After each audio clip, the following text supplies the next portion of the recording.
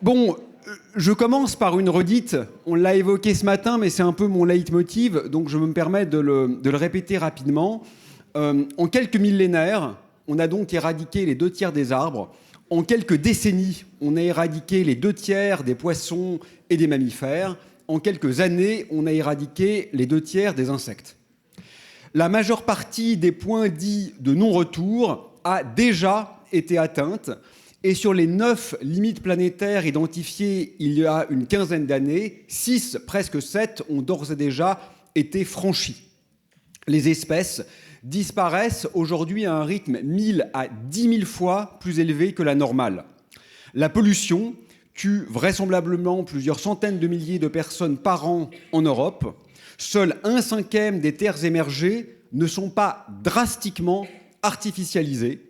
L'océan de plastique, dont la taille avoisine déjà le triple de celle de la France, est toujours en croissance massique exponentielle. Les forêts tropicales sont tellement abîmées qu'elles commencent à émettre plus de dioxyde de carbone qu'elles n'en absorbent. La moitié d'ailleurs des arbres plantés pour la ridicule compensation carbone sont d'ores et déjà morts. L'eau de pluie est impropre à la consommation et, comme je le disais tout à l'heure, l'université de Chicago a publié une étude qui suggère que les particules fines ont d'ores et déjà impacté l'espérance de vie mondiale de 1 à 2 ans. Le trafic aérien devrait quadrupler, chouette, d'ici 2050. Et un article récent, se focalisant non pas sur les espèces, mais sur les genres, a montré que la 6e extinction massive de la vie sur Terre était vraisemblablement en réalité 35 fois plus rapide que publié jusqu'alors. Denis Meadows, l'auteur du célèbre rapport du MIT de 1972 sur les limites de la croissance, a récemment déclaré que de tous les scénarios possibles, c'est manifestement celui de l'effondrement que nous avons choisi. C'est l'introduction générale.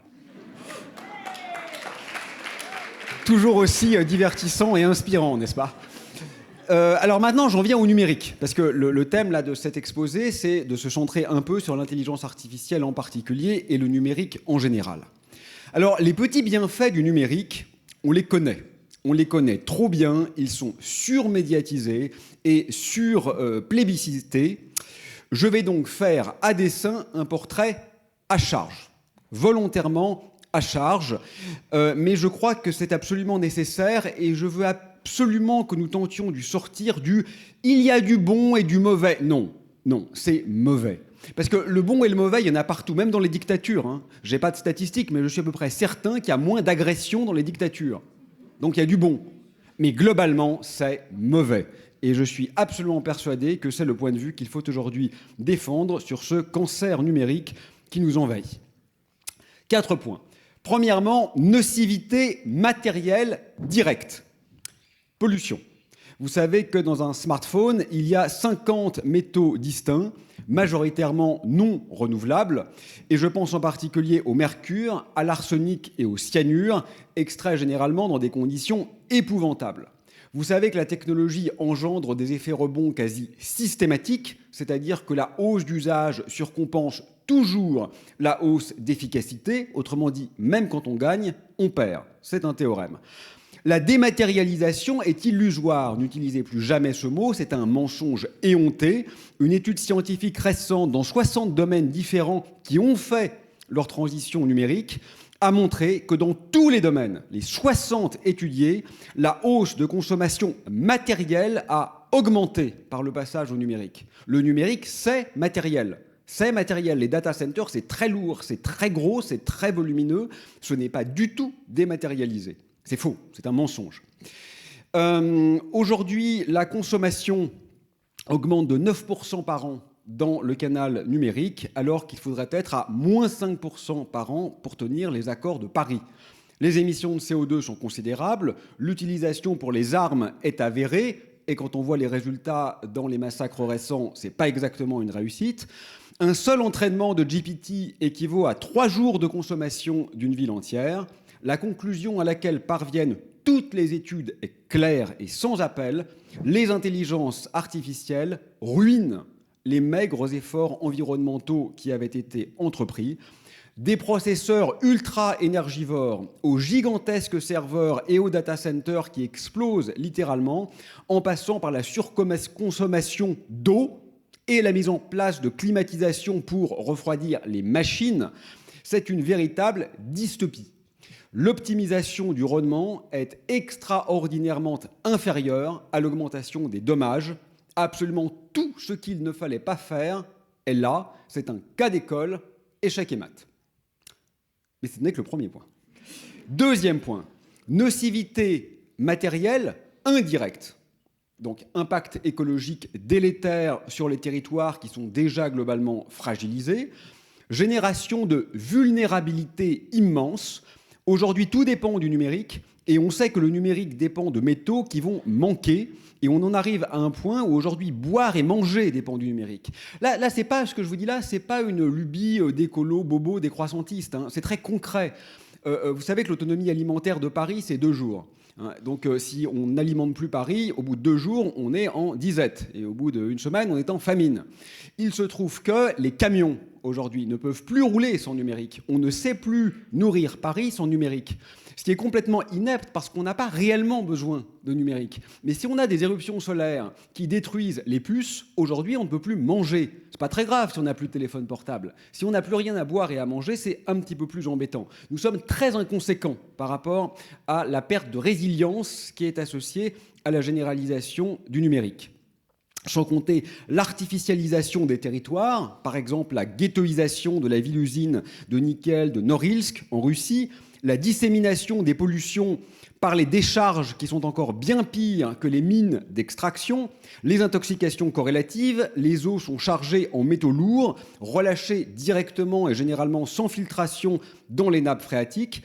Et quand un arbitrage doit être rendu entre production vivrière et production électronique, les pouvoirs corrompus tranchent presque toujours en faveur de cette seconde. Autrement dit, des gens commencent à mourir de faim et de soif pour que nous puissions nous amuser avec ces gadgets. Je pense en particulier à l'acide sulfurique dans les ressources d'eau potable en Zambie, aux doses létales de plomb qui sont avérées dans les rizières de Thaïlande. Troisièmement, nocivité immatérielle directe.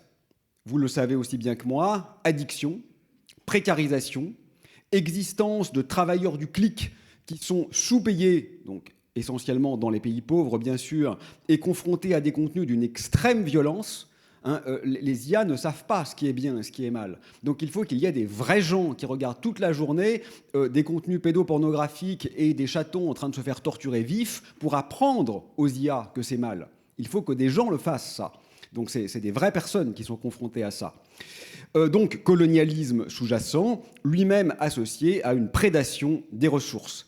Développement d'une économie de l'attention, développement d'outils de surveillance de masse, déjà à l'œuvre. Ça, je ne comprends pas que ça ne nous inquiète pas un peu plus que ça, parce que c'est des choses qui relèvent d'une dystopie qui est d'ores et déjà en marche avec des effets concrets. Hein. Vous savez que moi, j'ai des collègues chercheurs qui ne peuvent plus rentrer aux États-Unis à cause de critiques du gouvernement faites dans des messages privés.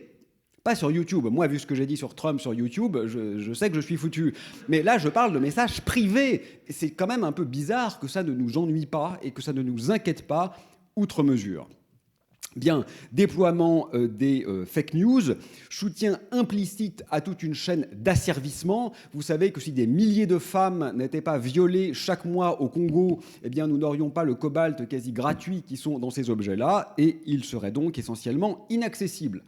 Généralisation des fake news, dévoiement et développement d'un néo-animisme réificateur, débilisation de nos enfants, je pense que vous le savez mieux que moi, c'est très documenté aujourd'hui, et c'est quand même un peu criminel ce qu'on leur fait aujourd'hui. Quatrièmement, nocivité immatérielle indirecte, donc perte du lien avec les choses, les gens, décompréhension du monde. Situation de monopole radical, ça c'est très important, je vais y revenir. Ce sont les cas dans lesquels on se retrouve à ne plus savoir faire sans le numérique ce qu'on savait très bien faire et généralement plus efficacement sans lui il y a 10 ans. Donc le monopole radical, c'est on prend tout l'espace et on fait croire qu'on est nécessaire, même quand on ne l'est pas. Sédentarisation, fétichisme consumériste, rapport compulsif au contenu, amnésie sélective, corroboration systématique de la vision dominante, parce que ça c'est inhérent aux intelligences génératives, et impossibilité structurelle de l'apparition d'idées disruptives, alors que c'est exactement ce dont nous aurions besoin face aux crises. Et tout cela pour un gain qui est quand même presque toujours marginal, voire négatif si le paradigme d'évaluation est un peu élargi, en tout cas qui est incontestablement inférieur aux pertes ou aux coûts si on regarde à l'échelle globale. Mais ce qui est un peu étrange, c'est que dès lors qu'il s'agit de technologie, il y a une sorte de dogme délirant qui nous dit « il faut le faire parce qu'on peut le faire ». Ce qui est complètement idiot. Là, vous pourriez vous lever et m'insulter impunément, et pourtant vous ne le faites pas. Enfin, pas encore. Peut-être à la fin, on verra. Et donc, c'est très étrange. Dans le domaine de la tech, c'est ça le dogme de la Silicon Valley. C'est on peut le faire, donc on va le faire.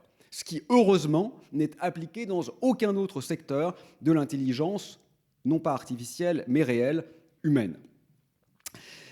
Alors, même si on pense que le numérique est ici un bienfait, ce que je ne crois pas, je vais y revenir, les dégâts sont tellement considérables dans les pays du Sud qu'il faut bien voir que le soutenir est intrinsèquement colonialiste, voire raciste.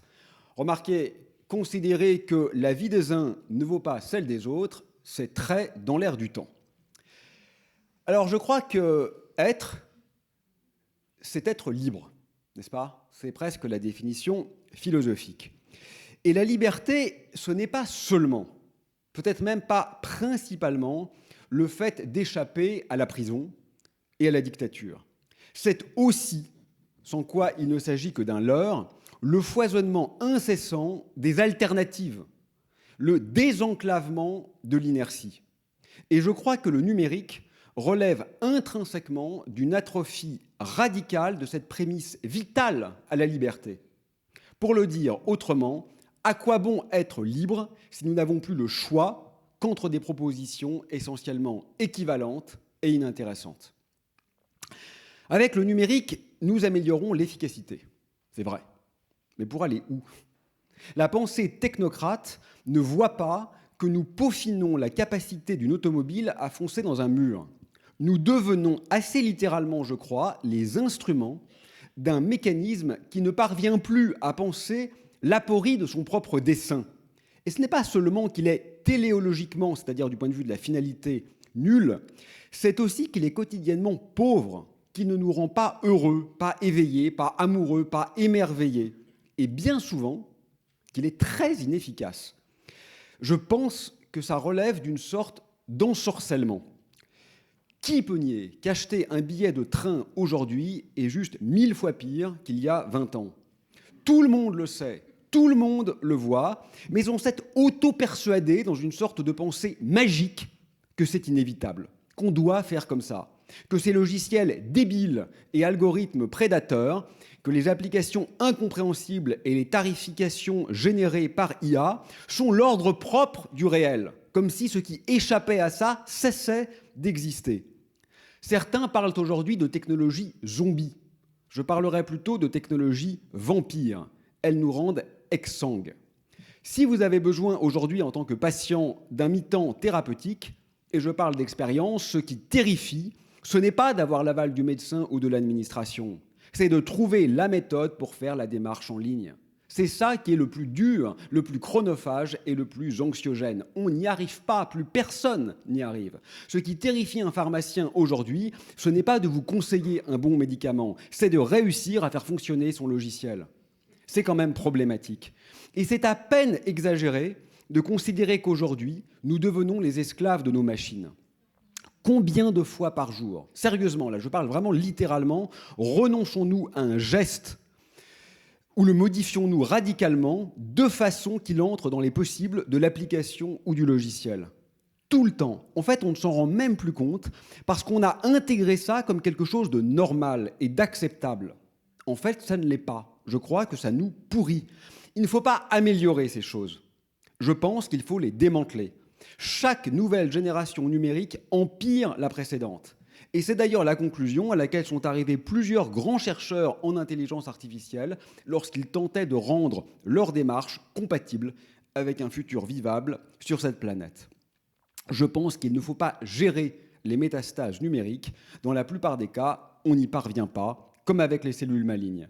Il faut, quand c'est possible, retirer la tumeur dès son apparition et compléter avec un petit cocktail chimio-radio. Notre technocancer doit être traité avec la même force et rigueur que les autres. Alors je reviens un instant sur la puissance, le mot que j'ai employé ce matin, parce que j'en suis arrivé à la conclusion que c'est un peu ce sur quoi on ne peut pas ne pas être en accord. Ce que je veux dire, c'est que c'est quand même un peu délicat d'asséner des vérités avec assurance quand il s'agit d'un choix par essence contingent. Vous et moi, nous ne sommes pas forcément d'accord sur tout, et bien évidemment, je n'ai pas forcément raison quand il s'agit d'un critère esthétique. Certains peuvent aimer les oiseaux et les plantes, d'autres préférer le béton et le métal. On ne va pas durer très longtemps avec les seconds, mais je ne nie pas qu'il y a une diversité de désirs et de manières de souhaiter habiter cette planète. Il y a quand même un commun, c'est que nous sommes vivants et que nous voulons vivre. Et c'est cela, je crois, qui se manifeste dans la puissance d'être. C'est un peu ce que théorisait Bergson, précisément d'ailleurs en réponse au scientisme. Il disait en un sens très particulier, qui n'est pas le sens physique, que les êtres vivants ne conservent pas l'énergie, et c'est aussi ce qu'à sa façon théorisait Kierkegaard. Si on se laisse remplacer par des machines, on accepte de devenir les rouages, les outils d'un méta-projet. Mais quel est-il ? Est-ce qu'on a envie que notre vitalité devienne un instrument, le moyen d'une optimisation de l'artificialisation du réel ? Honnêtement, ça devient presque Matrix. Parce qu'on n'est pas en train de se mettre en rang pour sauver le monde. On pourrait faire des efforts pour ça, se dire, bon, je renonce un peu à ma liberté, mais c'est pour dévier un astéroïde qui va tous nous détruire. Dans ce cas-là, pourquoi pas ? En réalité, on est aujourd'hui en train de se mettre en rang pour détruire le monde. La vie est, me semble-t-il, à elle-même sa propre fin. Ou éventuellement un projet spirituel, si certains ou certaines le désirent. Mais elle est le contraire d'un rouage lui-même assujetti à un processus suicidaire et prédateur. Alors on connaît les affres de l'IA, j'en ai mentionné quelques-uns, intelligence artificielle en introduction, consommation, pollution, néocolonialisme, failles de sécurité, addiction, généralisation de la désinformation, censure, etc. Mais ce n'est pas le pire. À mon avis, la question fondamentale n'est pas de savoir s'il faut ou non décarboner l'IA, parce que bien sûr l'IA émet énormément de CO2. Et, spoiler, on n'y arrivera pas.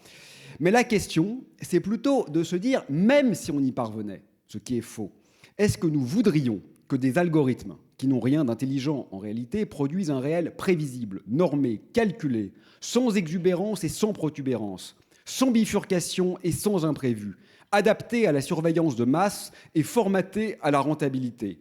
Voulons-nous que les publicités soient ciblées pour décupler nos addictions, que les contenus pseudo-informationnels soient choisis pour confronter nos convictions? Vous savez que si vous croyez que la Terre est plate, si vous croyez que les vaccins sont globalement nocifs, YouTube vous proposera du contenu qui corrobore ces croyances erronées.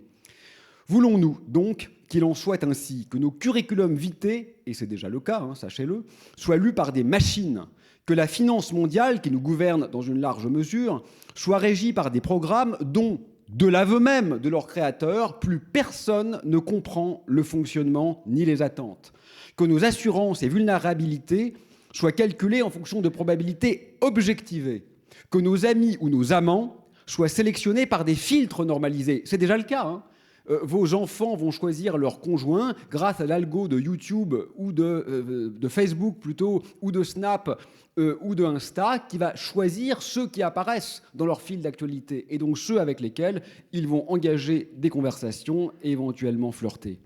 Souhaitons-nous que nos complaintes et suppliques adressées par exemple à l'administration ou à l'État soient traitées par des agents conversationnels, des bots dont on sait tous qu'ils ne marchent jamais, mais qui se généralisent partout, que nos créations soient supplantées par des interpolations, que les frappes militaires soient concoctées par des ordinateurs? Indépendamment des liens bien réels que nous avons évoqués entre l'IA et la destruction des écosystèmes et l'exploitation des pays du Sud, ma question serait plutôt, n'est-elle pas en tant que telle, et même sans cela, une gigantesque faillite, c'est-à-dire un effondrement de notre puissance d'être, pour ne pas dire une arme de destruction massive, puisque nous avons vu l'effet de ces utilisations en temps de guerre. Je sais, je crois, ce que vous vous dites en ce moment. Il n'a pas complètement tort, mais quand même, il n'a pas complètement raison non plus, parce qu'il y a des aspects positifs. Oui, bien sûr. Mais tout mon point consiste à vous convaincre qu'on ne peut pas, qu'on ne doit pas penser ainsi. Vous êtes bien placé pour connaître, n'est-ce pas, le concept de balance bénéfice-risque. En l'occurrence, il voudrait plutôt dire balance bénéfice-coût. Et elle penche tellement fort, en l'occurrence, de façon objective du côté des coûts, que je trouve un peu obscène d'oser mettre les bénéfices sur la table alors même qu'on n'entend que ça toute la journée. C'est pourquoi je veux me focaliser sur cet aspect-là dans le quart d'heure qui me reste. Moi, je crois qu'aujourd'hui, il faudrait une révolution poétique. La poésie, vous savez, c'est l'ailleurs du logos, c'est-à-dire du discipliné, du reproductible, du formel, du mesurable, du préhensile, bref, du prosaïque. L'IA, c'est exactement l'inverse. C'est la suraffirmation d'un logocentrisme triomphant, arrogant et suffisant. Le poète Antonin Artaud l'écrivait « Sous la poésie des textes, il y a la poésie intrinsèque des choses. Et voilà ce que nous avons perdu. Regardez le ciel. » Quand on le voit un peu entre la pollution lumineuse et les putains de satellites d'Elon Musk. Se laisser happer par sa présence, emporté par le frémissement sublime de la voûte céleste. C'est ça le poétique. Envoyer des fusées dans un déluge de feu et de fer pour montrer la supériorité technologique d'une entreprise ou d'un État en maculant la solennité du firmament, ça, c'est le prosaïque. La Maat égyptienne, par exemple, avait montré que Logos n'est pas la seule raison possible. Et elle l'avait fait 1000 ans avant les Grecs. Mais nous l'avons oublié. Nous n'avons pas, je crois, aujourd'hui besoin de meilleurs algorithmes. Nous avons besoin d'un peu d'humilité et d'intelligence. Imaginez par exemple la très belle phrase de René Char. « Dans nos ténèbres, il n'y a pas de place pour la beauté. Toute la place est pour la beauté. » Cette phrase, elle est sublime parce qu'il l'a écrite pendant la guerre, dans des conditions insoutenables. Imaginez que la même phrase, exactement la même, ait été écrite par GPT. Elle n'aurait pas une valeur moindre, elle aurait une valeur nulle, parce que le langage est référentiel ou n'est pas. Heidegger, à qui on peut, à qui on doit reprocher beaucoup de choses, a néanmoins été très perspicace sur la question de la technique. Plus l'homme se prend, disait-il, pour le seigneur de la Terre, plus il devient une simple pièce d'un dispositif technique. La technique moderne, avec toute sa puissance, est aussi un dévoilement, mais qui n'est pas une simple fabrication comme dans la technique grecque, c'est une provocation, une mise en demeure adressée à toute chose d'apparaître comme un fonds ou un stock disponible. Et la philosophie rappelle bien que l'existence se définit précisément par cette extraction face à l'ordre routinier, impensé et mécaniciste. Bernard Stiegler, le grand philosophe récemment décédé, montrait que l'humain est toujours tenté par l'hubris de ce que moi j'appelle sa prométhéicité, c'est-à-dire ce désir techno-prédateur qui nécessite aujourd'hui d'être appréhendé dans la logique du pharmacone, vous savez, celle que Derrida rappelait à propos de Platon, autrement dit, le remède et le poison sont bien souvent la même molécule, tout est une question de dosage. Et nous sommes évidemment aujourd'hui en overdose de techniques. Illich parlait de bascule. Nous sommes aujourd'hui dans la dernière bascule, c'est-à-dire la génération d'une dépendance à un outil qui n'est pas nécessaire et qui est devenu vital parce que nous ne parvenons plus à envisager les alternatives. Je vous donne un exemple très concret de notre envoûtement intellectuel. Récemment, un sondage a été fait auprès de développeurs, donc des gens dont la création de code informatique est le métier. Et on leur a demandé combien de temps ils pensaient gagner grâce aux agents conversationnels, aux IA génératives de type GPT. Les réponses varient entre 13 et 32% de temps gagné. L'étude scientifique a chronométré les temps réels mis pour parvenir à certaines tâches. Et la réponse vraie est entre moins 2 et moins 40%. Autrement dit, on perd du temps, même quand on est un développeur. Même quand on est un codeur. Et la raison est simple, en fait. C'est que le temps passé à écrire le prompt, on ne le compte pas, parce qu'on le considère comme gratuit. Le temps passé à corriger le prompt, on ne le compte pas. Le temps passé à renommer les librairies, on ne le compte pas. Parce qu'en fait, on a presque déifié l'IA. Et c'est pour ça qu'on lui donne ce privilège qui est factuellement déraisonnable. Grothendieck, que je citais ce matin, le plus grand mathématicien du XXe siècle, expliquait très bien, je décontextualise un peu parce que l'IA n'existait pas encore, mais c'est vraiment l'idée, qu'un théorème mathématique qui serait généré par une IA aurait une valeur nulle, même s'il était vrai. Même en mathématiques, là je ne parle pas de poésie, de musique ou d'art plastique, c'est tout à fait évident dans ces cas-là, même en mathématiques, parce que ce qui est intéressant dans un théorème, c'est la connivence que le chercheur ou la chercheuse développe avec lui, c'est l'exploration patiente du paysage autour du résultat. Si nous perdons ça, nous perdons tout. D'ailleurs, souvenons-nous que la science de la nature, la mienne, la physique, est née chez Lucrèce et que nous avons oublié les deux leçons, à savoir qu'elle est née dans un poème et qu'elle s'adossait à une éthique. Donc, au-delà des externalités négatives immenses, je ne prends pas le temps de vous parler des hidden prompts et des false packages, mais les problèmes de cybersécurité associés à l'IA sont assez réellement terrifiants. On est un peu en train de chercher le vaccin au virus que nous créons nous-mêmes, ce qui est quand même assez bêta. Je crois que la question est de savoir si nous voudrions que le réel soit régi par la forme la plus pauvre de toutes les dynamiques possibles, celle fondée sur la complétion probabiliste, c'est ce que fait GPT, tentant de reproduire le déjà connu. La seule question, me semble-t-il, est: préférons-nous une vraie balade dans une vraie forêt ou la simulation, grâce aux électrodes qu'Elon Musk rêve d'implémenter dans nos cerveaux, de cette même balade depuis notre canapé en mangeant du popcorn? C'est à peine caricatural. Alors, je vais terminer avec le cas particulier de la médecine, qui est quand même celui qui nous intéresse aujourd'hui, sur lequel je suis incompétent, mais je me risque bien sûr à l'exercice. 3 questions. Premièrement, est-ce qu'on est certain que l'IA en médecine fait globalement du bien à la société? Alors, vous voyez bien évidemment qu'il y a un risque. C'est un euphémisme, et je le dis en toute amitié et en tout respect, que vous deveniez les idiots utiles d'une cause scélérate. Pour défendre... Non mais je vais m'expliquer. Pour défendre la 5G, donc la 5e génération de téléphonie mobile, qui est absolument insensée, hein. Hausse de consommation énorme, 1 milliard de nouveaux terminaux mobiles produits pour l'occasion, tout le réseau d'antennes qui a été renouvelé pour un gain essentiellement nul. Qu'on l'aime ou pas sur ça, Éric Piolle a raison. Au mieux, ça permet d'améliorer un peu la résolution du porno dans l'ascenseur. Mais je ne vois pas d'autres applications concrètes. Et donc, je disais que pour justifier cette gigantesque arnaque, on a trouvé dans la bonne presse, dans la vraie presse, des articles absolument hallucinants qui justifiaient l'entreprise au motif qu'un riche patient australien pourrait être opéré sans latence par un chirurgien d'exception se situant au Danemark.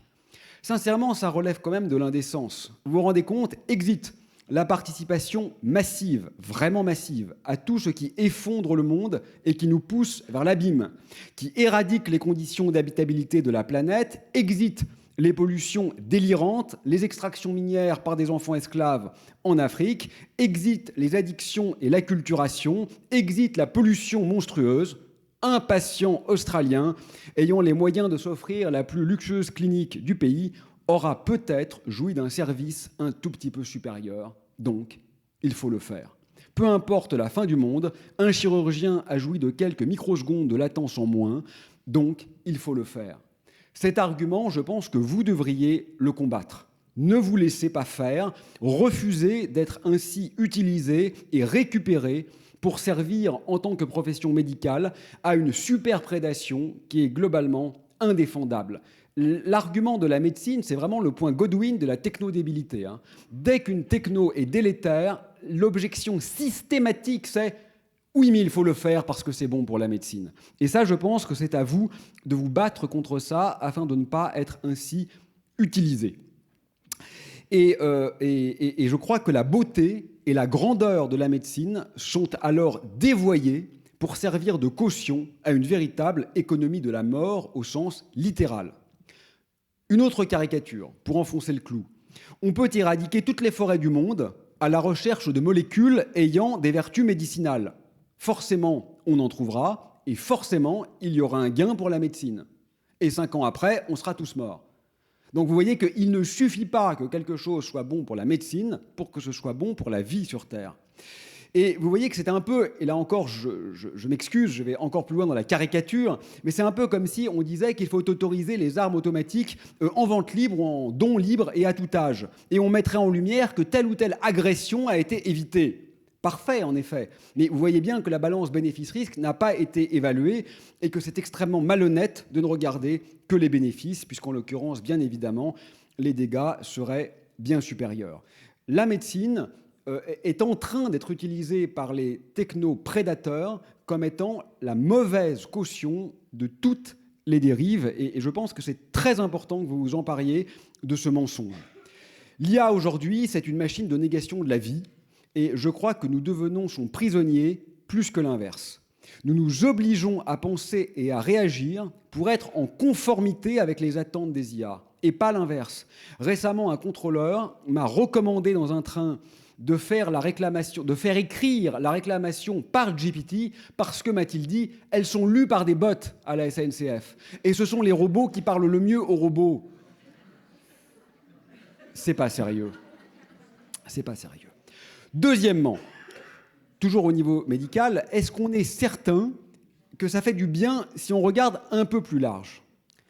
Alors, récemment, j'ai pris connaissance d'une situation intéressante et assez subtile en réalité. C'était le cas où peut-être le numérique et l'IA sont le plus évidemment utiles. Parce qu'il était question d'un dispensaire en Afrique où le médecin ne pouvait se rendre que de façon sporadique. Et donc, le dispensaire était essentiellement tenu par des infirmiers et infirmières qui, après plusieurs années de pratique, parvenaient plutôt bien à poser des diagnostics simples et à administrer des traitements de base. Mais le médecin a eu l'idée d'utiliser des tablettes sur lesquelles il a implémenté une IA. Il se trouve qu'en effet, le diagnostic produit par un questionnaire détaillé a été un peu amélioré. C'est vrai. Résultat des courses, c'était plutôt mieux que le diagnostic par le personnel paramédical, et peut-être même parfois d'ailleurs que par le personnel médical. Mais le médecin s'est posé alors une question toute simple.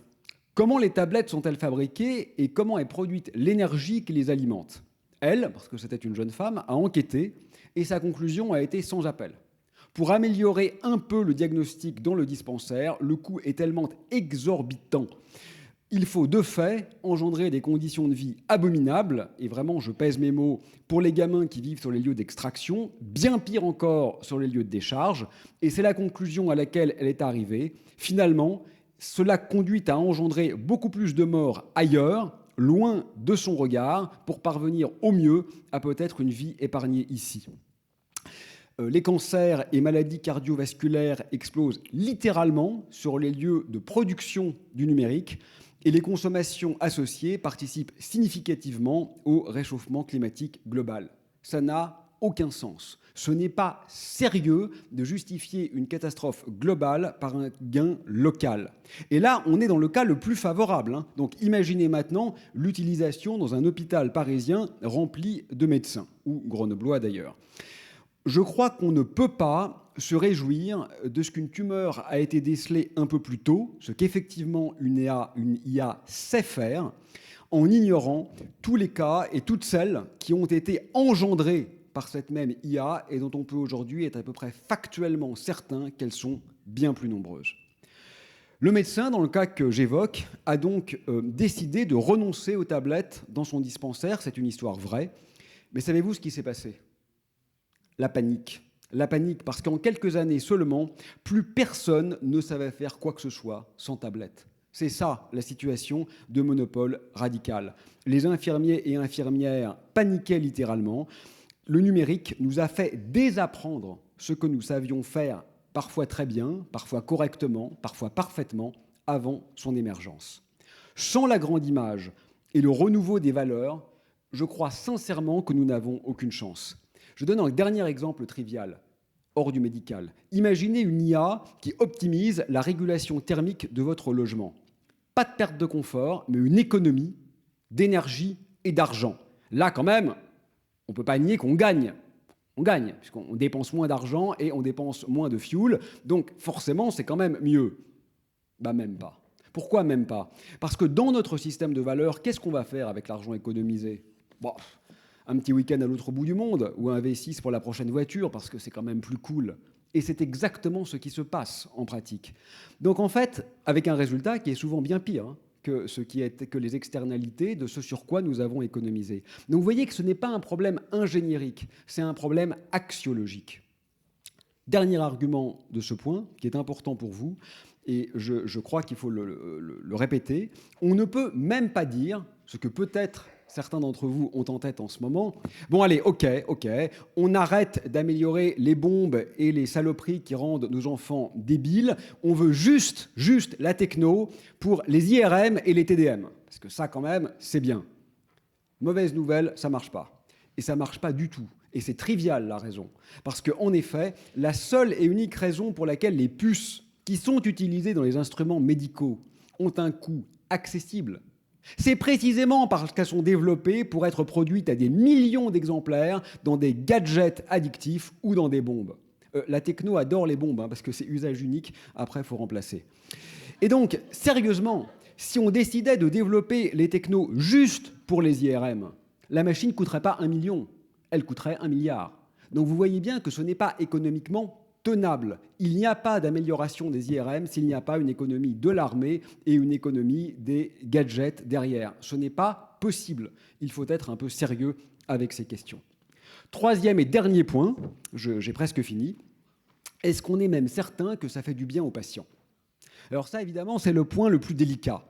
Mais je crois que même là, il faut être prudent. Alors, au premier ordre, oui, évidemment, si on utilise des moyens démesurés pour soigner quelqu'un, en oubliant toutes les externalités négatives sur la société, forcément, il y a, c'est vrai, un bénéfice pour lui ou pour elle. Mais même là, je crois quand même que c'est un peu plus subtil. Parce que souvent maintenant, vous le savez mieux que moi, peut-être pas dans les maisons de santé, mais en tout cas dans beaucoup de cabinets de ville, les médecins tapent sur leur ordinateur pendant qu'on leur parle, je le disais tout à l'heure. Et même si le diagnostic est bon, incontestablement, le patient est moins en confiance. Il ou elle avait aussi besoin de ce petit moment de connivence, d'une certaine solennité. Dans le huis clos du cabinet, je crois qu'il se passe quelque chose qui est infiniment plus important que la seule prescription des bonnes pilules. C'est un moment où le patient attend parfois, depuis des semaines, surtout avec la tension actuelle du système de santé. C'est le moment où il ou elle va exprimer ce qu'il ne peut dire à personne d'autre. Parfois, il a passé des jours à choisir les mots justes. Il a peur. Et il ne veut pas d'une IA ou d'un médecin robot. Parce qu'il veut lire sur le visage du médecin le niveau de confiance de son diagnostic, la gravité de la situation. Il veut jauger l'espoir, non pas à l'aune d'une probabilité objectivée que GPT peut lui donner, mais dans les yeux du docteur. Je crois que les comptes rendus d'hospitalisation, qui sont aujourd'hui largement écrits par GPT, sont devenus un désastre. Vous savez que les patients soupesaient chaque mot choisi par le médecin ou par l'équipe. Peu importe qu'il y ait quelques fautes, c'était pas très grave. Maintenant, ils ont des trucs stéréotypés qui sont moches, chiants, anxiogènes, mais surtout insignifiants et qui sont bien pires que les quelques fautes d'orthographe ou d'erreur ou de grammaire que faisaient parfois les internes. Je crois que c'est un peu comme l'enseignement, vous savez, pour moi. Statistiquement, une IA pourrait faire moins de fautes qu'un professeur. Mais qui veut de ce monde? Même si on oublie ce qu'on ne doit pas faire, que la techno nous tue par ailleurs et qu'elle est donc indéfendable, je ne suis vraiment pas convaincu de leur bénéfice direct. Sincèrement, je préfère écouter un prof d'histoire qui fait une petite faute sur les dates, mais qui transmet sa passion, sa bienveillance, ses indignations, ses révoltes, qui a dans les yeux l'amour dont parlait Pasolini, qu'un putain de texte GPT qui est lisse comme la mort et pauvre comme l'acier. Voilà, j'ai essayé de vous montrer que l'excuse qui consiste à dire « la techno est là, donc autant l'utiliser pour la médecine » est mauvaise. Et je crois que quelle que soit la façon dont on la considère, elle doit être questionnée. Soyez, s'il vous plaît, à la hauteur de l'enjeu civilisationnel comme à celle de la grandeur de votre profession. Ne vous laissez pas duper et récupérer. Merci.